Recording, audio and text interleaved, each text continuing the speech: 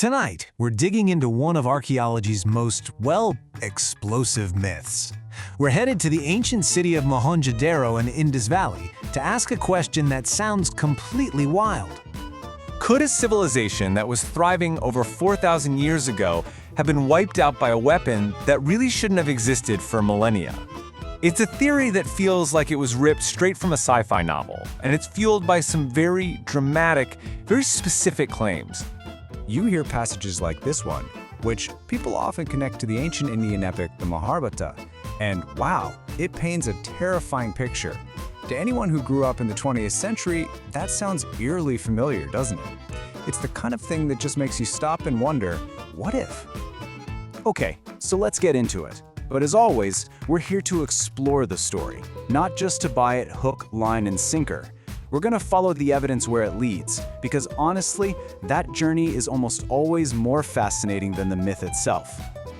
First off, let's just get our bearings. We're not talking about some small, forgotten settlement here. The Indus Valley civilization was colossal. It was this huge network of incredibly sophisticated cities like Mohenjo-daro that had amazing urban planning. We're talking grid-like streets and advanced sanitation systems. This was a major league civilization. So here's our game plan. We'll start with those claims about an ancient atomic blast. Then we're going to trace where these wild stories actually came from. And finally, we'll look at the real and, maybe even stranger mysteries that are still left to solve. All right, let's jump right into the so-called evidence. What exactly did people claim to have found that made them think, of all things, an atomic bomb? The whole story really kicks off with these skeletons. They were found just strewn about the city streets. The way they were positioned made it look like they died in a sudden, violent, agonizing event. These images became the visual anchor for every single myth about how Mohenjo-daro met its end. And from these skeletons came some truly shocking claims. The most specific one, that some of the skeletons were 50 times more radioactive than they should be, and that there was a clear epicenter where the ground itself had been vitrified, basically turned to glass, by heat that reached an insane 1,500 degrees Celsius. They even said bricks were found melted, but only on one side, as if from a single massive heat wave. I mean, you have to admit, that's a pretty compelling list. So, out of all those claims, the radioactivity one is the most crucial, right? It sounds so scientific, so measurable. So let's do a little detective work and trace that claim all the way back to its source.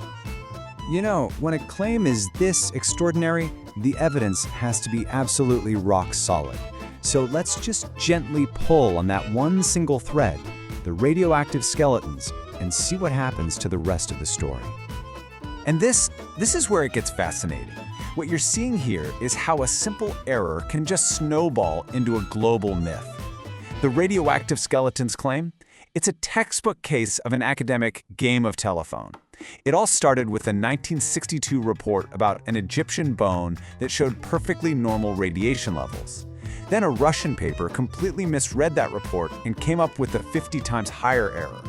A few years later, a book grabs that error and mistakenly applies it to the skeletons in Mohenjo-daro, which is in modern-day Pakistan. And from there, the myth just took on a life of its own. Okay, so what about all that melted earth and those fused bricks? Well, as it turns out, that also has a much less dramatic explanation. That so-called epicenter was in an area that archaeologists now know was basically a garbage dump for pottery waste. Those vitrified, glassy fragments weren't melted earth, they were just broken pieces from the city's super hot pottery kilns. So the atomic bomb theory really doesn't hold up to scrutiny. But that still doesn't explain the scattered bodies, does it? For decades, there was actually a much more mainstream theory. A violent invasion.